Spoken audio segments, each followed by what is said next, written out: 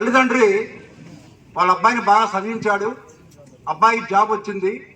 అబ్బాయి ఎటో వేరే ఫారిన్ వెళ్తుంటే వాళ్ళ అమ్మ అంటుంది, నానా నువ్వు మరలా ఎప్పుడు వస్తావో రావో నాకు తెలియదు, కానీ ఒక్కసారి నా దగ్గర పడుకున్నాను ఒక్కరోజు, ఇప్పుడు చిన్నప్పుడు పడుకున్నావు అని ఆ తల్లి ఆ బావుని పక్కన పడుకోబెట్టుకుంటుంది.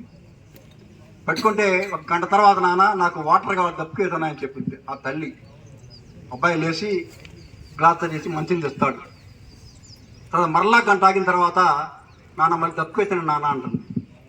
ఆ అబ్బాయి వాటర్ తెస్తాడు. వాళ్ళ అమ్మ ఏం చేస్తుంది, తెలియనట్టుగా గ్లాస్ ఇట్లా మంచినీళ్ళు వలకపోస్తాం మంచం మీద పోస్తే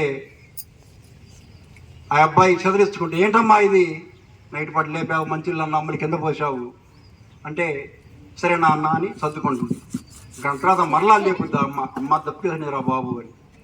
మరలా మంచినీళ్ళు ఇస్తాడు. ఈయన వాళ్ళ మళ్ళీ కావాలని నీళ్ళు వలకపోస్తుంది. మళ్ళీ పక్కన తడిపోద్ది.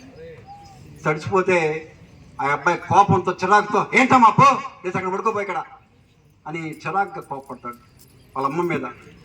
అప్పుడు వాళ్ళ అమ్మ అంటుంది, నాన్న చిన్నప్పుడు నువ్వు పాసు పోస్తే ఆ పాసు పోసిన పక్కన నేను పడుకొని పొడి పట్ట నేను పక్కన పండబెట్టేవాడిని. అక్కడ టాయిలెట్స్ నా మీద వేస్తే మొత్తం ఆనందంగా క్లీన్ చేసుకునేవాడిని నేను. నాన్న నేను బట్ట కష్టాలు అసలు ఆలోచించుకోరా అని చెప్తుంటే వాళ్ళ అమ్మ ఆ అబ్బాయి ఆయన అర్థం చేసుకుని వాళ్ళు ఏడుస్తాడు. ఆ తల్లి పడ్డ బాధలు, తండ్రి పడ్డ బాధగా మనం తలుచుకుంటే మనం ఎన్ని సౌకర్యాలు వాళ్ళకి పెట్టినా కానీ అవి రుణం తీర్చుకోలేము. ఎన్నిసార్లు చేసినా కానీ వాళ్ళకి రుణం తీర్చుకోలేము. కాబట్టి తల్లి మాటకు తండ్రి మాటకు మీరు గౌరవం ఇవ్వండి.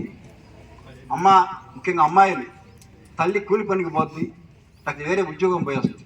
వచ్చేలో మీరు కాలేజీ నుంచి వెళ్ళి ఇంటికి వెళ్ళి మీరు శుభ్రంగా ఇంట్లోకి పని చేసుకొని శుభ్రంగా అన్నం వండి పెడితే ఆ అమ్మ ఎంతో కష్టపడుతుంది, ఎంతో ఆనందపడుతుంది.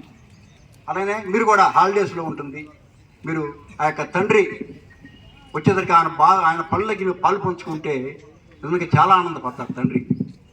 అలా కాకుండా మీరు ఆ పిల్లలందరూ కూడా తల్లిదండ్రులని పండుగ నా బైక్ కావాలి, నా సెల్ కావాలి, ఇప్పుడు నేను సూసైడ్ చేసుకుంటాను అని మీరు బెదిరిస్తూ ఉన్నారు. మీకోసం మీ నాన్న పండగ చినిగి బట్టలు కొనుక్కొని మీకు డ్రెస్సులు ఇప్పిస్తున్నాడు. అసలు మనసులో ఆలోచించుకోండి, అలాంటి తల్లిదండ్రులకి మనం ఎంత వాల్యూ ఇస్తున్నాము అనేది మీరు గుర్తుపెట్టుకోండి. అలాగనే గురువులు, ఇందాక మీరు మాట్లాడుతుంటే కేకలేస్తున్నారు, నాకైతే ఏడుపు వస్తుంది బాబు. ఎక్కడ మన సంస్కారం ఎక్కడుంది అసలు? పూర్వకాలంలో గురువు గారికి కనపడితే చేతులెత్తి దండం పెట్టి పోయేవాళ్ళు. ఇప్పుడేంది, good morning sir, hi sir అంటున్నారు.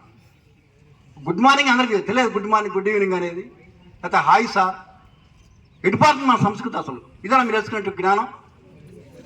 అసలు మహానుభావుని మీరు స్ఫూర్తిగా తీసుకోండి. ఎక్కడ మీరు కనపడ్డ ఆప్యాయతగా దగ్గరుండి 2 చేతులు ఎత్తి నమస్కారం పెట్టండి.